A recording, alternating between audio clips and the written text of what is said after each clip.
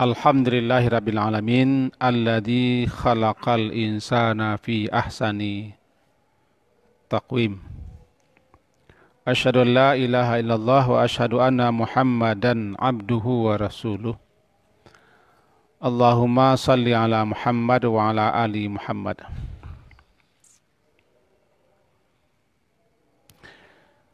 Semalam kita telah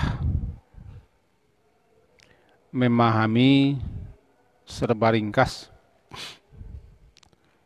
setentangan salah satu adab-adab agar supaya doa itu terkabul atau diijabahi oleh Allah adalah hendaknya kita jeli melihat, memperhatikan waktu-waktu yang istimewa untuk berdoa.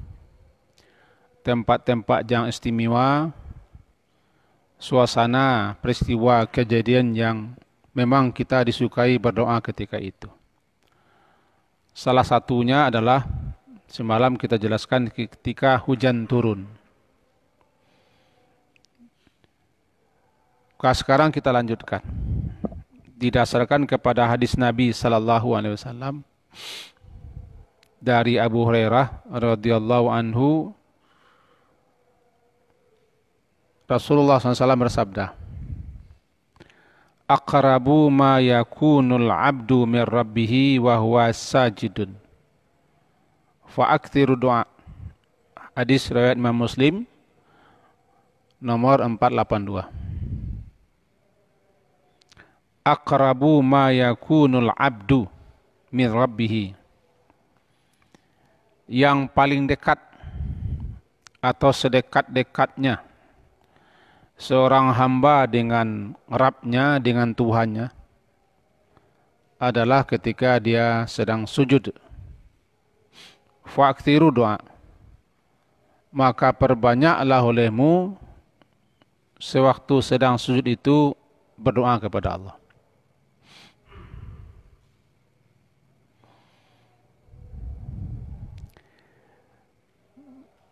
Dalam hadis ini tidak dijelaskan sujud yang mana.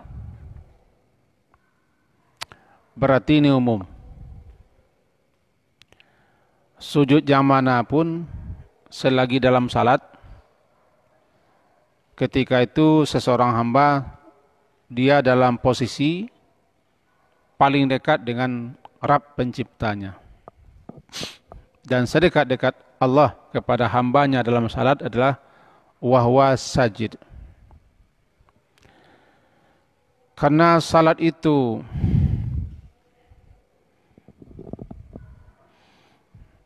saat di mana seseorang sedang berhubungan dengan Allah,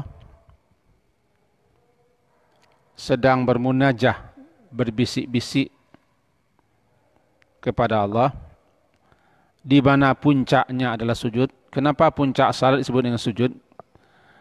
Karena sujud itu posisi paling rendah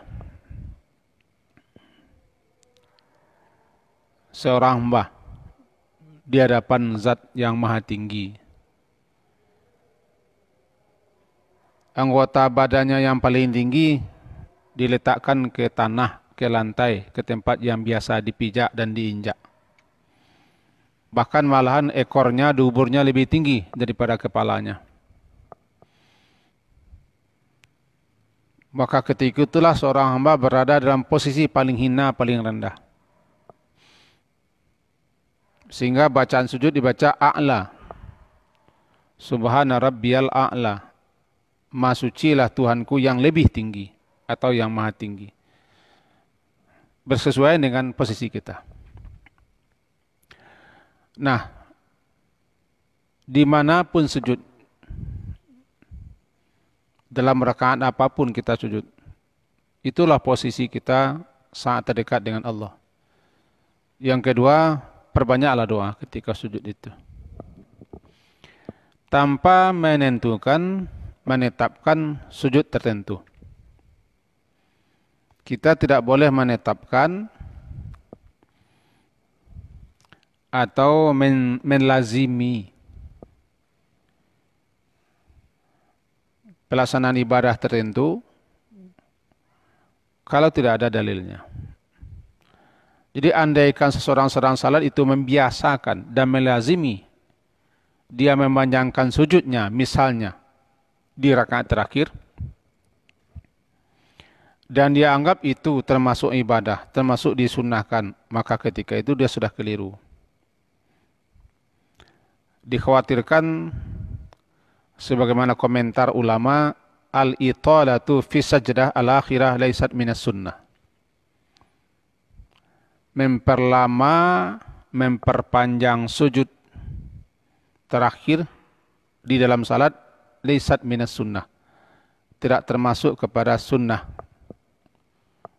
yang telah dilakukan atau disebutkan atau disetujui Nabi. Karena yang dikatakan sunnah, yang sunnah di sini adalah li'anna sunnata an takuna, bahwasanya adalah pelaksanaan sujud itu tidak dibeda-bedakan antara sujud yang satu dengan sujud berikutnya sama. Tidak boleh kita panjang-panjangkan sujud tertentu untuk melakukan doa tertentu. Dengan begitu kita boleh berdoa di sujud manapun dalam salat. Bisa sujud pertama, sujud kedua, ketiga, keempat, dan seterusnya. Lalu ada beberapa catatan. Pertama, kalau kita salat berjamaah, kita terikat dengan imam. Kita tidak boleh melamakan rukun tertentu yang mengakibatkan kita tercecer, tertinggal jauh daripada imam. Contoh, melamakan sujud mengakibatkan seseorang bisa dia tertinggal daripada imamnya. Padahal imam itu innama ju'ilal imam liutamma bih. Sesungguhnya saja imam itu disyariatkan atau diangkat liutamma bih, untuk diikuti. Fala tahtalifu alaih, maka jangan kamu bertikai berselisih dengan imam. Hadis riwayat Imam Bukhari. Apa maksudnya liutamma bih? Menurut Imam Nawawi, iktimam itu adalah menuruti, mengikuti. Menuruti, mengikuti. Maka apabila kita jadi makmum, kita diperintahkan mengikuti imam itu. Jika dia rukuk, kita rukuk. Jika dia sujud, kita sujud. Maka ketika imam telah mengangkat kepalanya di sujud, si makmum masih memperlama sujudnya, dia ketika itu bertikai dengan imam. Dalam kata Nabi, fala takhtalifu alaih. Kalian jangan menyelisih, jangan bertikai dengan imam.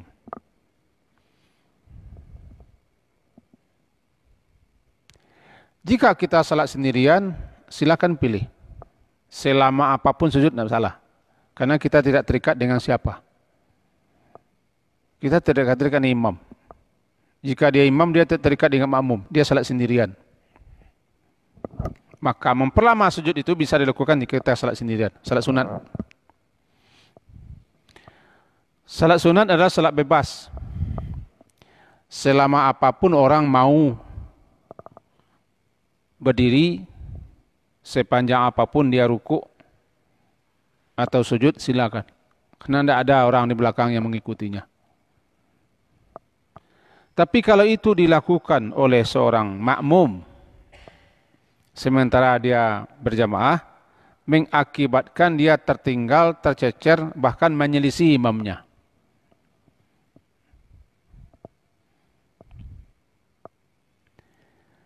Jika dia imam, berarti dia menganiaya makmumnya. Kalau imam lama-lama sujud, bisa jadi orang belakang teraniaya. Karena belakang bisa jadi ada orang yang klepnya sudah lapang. Udah tua-tua, sakit perut, tidak bisa tahan lama-lama melaksanakan sujud. Sederhana saja. Nah, kita kembali lagi. Jika dalam sujud itu kita ada waktu, ada kesempatan dan pula untuk berdoa, silakan berdoa. Ada doa-doa yang telah dibaca Nabi, silakan baca. Ada juga doa yang lain boleh dibaca. Kapan dibacanya? Setelah bacaan sujud, iyalah. Sudah bacaan sujud, subhana rabbiyal a'la, bacalah doa. Atau setelah baca subhanakallahumma rabbana bihamdika allahumma fili, silakan doa. Atau langsung pun doa tidak masalah. Supaya kita ingat saja, bacaan sujud tidak termasuk rukun salat. Yang rukunnya sujudnya, bacaannya tidak rukun. Jadi andaikan orang diam saja ketika sujud, salatnya tidak batal, tapi kurang. Ya, kita ingatkan tuh. Ketika orang sujud, dia diam saja, salatnya tidak batal, cuma kurang. Karena bacaan sujud bukan rukun salat. Yang rukun salatnya adalah sujudnya. Ketika seseorang membaca bacaan sujud, boleh dia pilih apapun bacaan sujud. Bacaan sujud kan banyak, lebih 10. Yang populer di negeri kita kan subhana rabbiyal a'la. Silakan ketika itu dia berdoa. Jika ada waktu, ada peluang.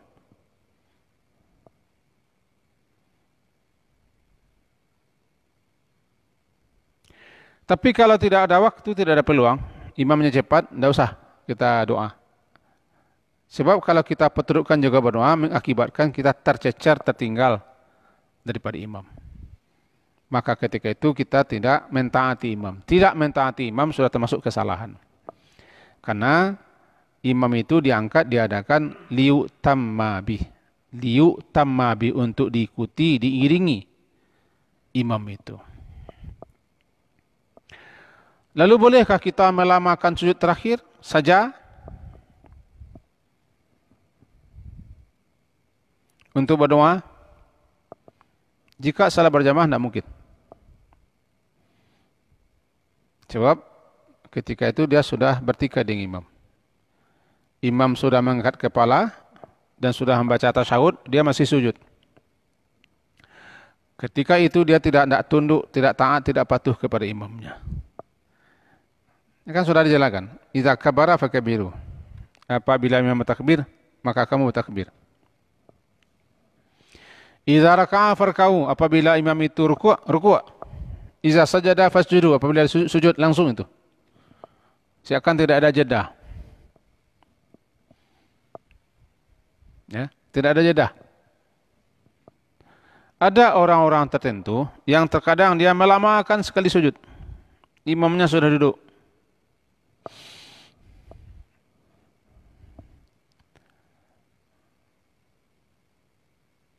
Biasanya dilakukan orang ketika sujud terakhir. Maka kita pesankan. Doa dalam sujud itu boleh dibaca, sujud manapun. Dan tidak ada ketentuannya dan tidak dijumpai penjelasannya daripada Nabi, daripada ulama-ulama. Doa itu hanya di sujud terakhir dan sujud terakhir saja berdoa. Bahkan kita tidak boleh melamakan sujud terakhir. Lebih-lebih itu mengakibatkan kita tercecer, tertinggal jauh daripada imam.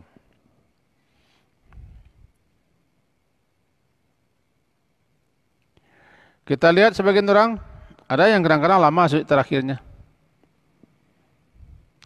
Tapi anehnya ketika berjamaah saja, ketika dia salat sunat, tidak. Biasa saja. Kalau ingin memanjang-manjangkan sujud, melama-lamakan sujud untuk berdoa, silahkan. Dianjurkan, disukai.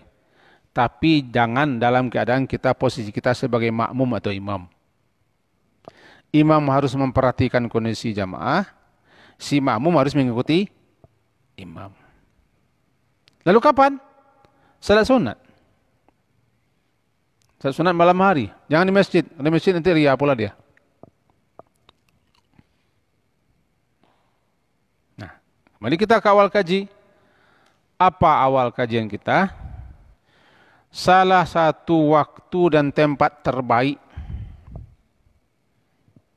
ya, salah satu waktu dan tempat terbaik untuk berdoa adalah ketika sujud di dalam salat.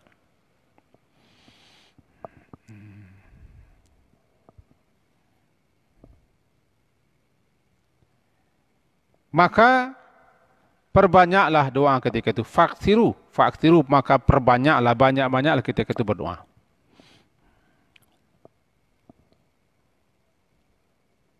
Apa doanya? Tidak ada ketentuannya.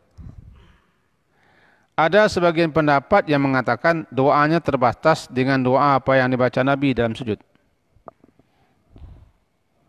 Seperti misalnya Allahumma fili dzambi kullah diqqahu wa jillah wa awalahu wa akhirah wa alaniyatu wa sirrah, atau Allahumma ati nafsi taqwaha wa zakkiha anta khairu man zakkaha anta maulaha anta waliwa wa maulaha.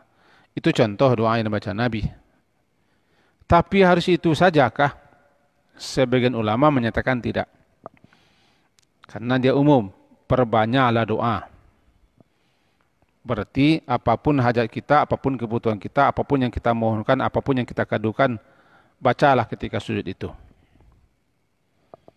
Dengan catatan yang tadi, jangan spesialkan hanya di sujud terakhir saja. Karena memang tidak ada petunjuknya harus di sujud terakhir saja.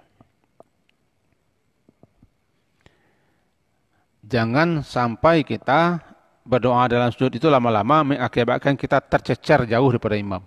Itu peringatannya 2. Yang ketiga, jangan sampai kita mengejar hendak berdoa, tapi ketinggalan kita mematuhi imam. Imam itu wajib dipatuhi. Imam itu wajib diikuti. Ini maksudnya imam. Bahkan ketika imam itu salat duduk. Begitu betul-betul patuhnya. Dalam hadis disebutkan, hadis riwayat Muslim ya, innama ju'ilal imam liutamma bi fa idza raka'a farka'u wa idza rafa'a farfa'u wa idza shalla jalisan fasallu julusan. Imam itu diangkat, disyariatkan untuk diikuti. Apabila dia rukuk, rukuk kamu. Apabila dia mengangkat kepala dari rukuk, angkat kepala. Apabila dia salat duduk, fasallu julusan, maka duduk pula kamu salat semua demi mengikuti imam, walaupun tidak wajib. Andaikan imam tepatan kita, imam yang telah ditunjuk itu, dia tidak mampu berdiri lantaran sakit, lantaran lemah, duduk dia. Demi untuk menghormati adab kita kepada imam, duduk pula kita semua, walaupun kita sehat. Itu aturannya. Tapi duduk ketika itu tidak wajib. Boleh berdiri. Cuma lebih utama mengikuti imam duduk. Silakan nanti rujuk kita fikih. Kemudian terakhir, sujud yang dimaksud bukan melakukan sujud di luar salat. Sujud di luar salat lalu doa, tidak begitu. Dia ingin berdoa, lalu dia sujud saja. Bacanya doa, tidak. Yang dimaksud sujud sini adalah sujud dalam salat. Kita tidak boleh melakukan sujud di luar salat. Sujud apa? Tidak ada. Sujud yang ada di luar salat cuma sujud tilawah dan sujud syukur.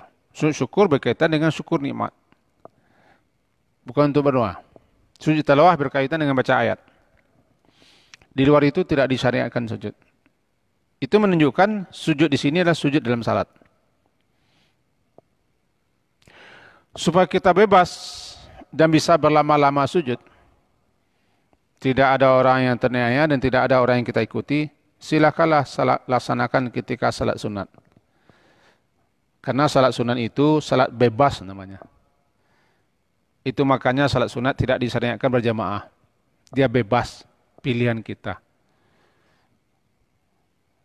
Sedangkan salat tarawih saja, tidak semua imam-imam memahami atau berpendapat harus berjamaah. Bahkan ada imam yang mengatakan salat dalam Ramadan di rumah, dia salat malam biasa, tidak perlu ke masjid.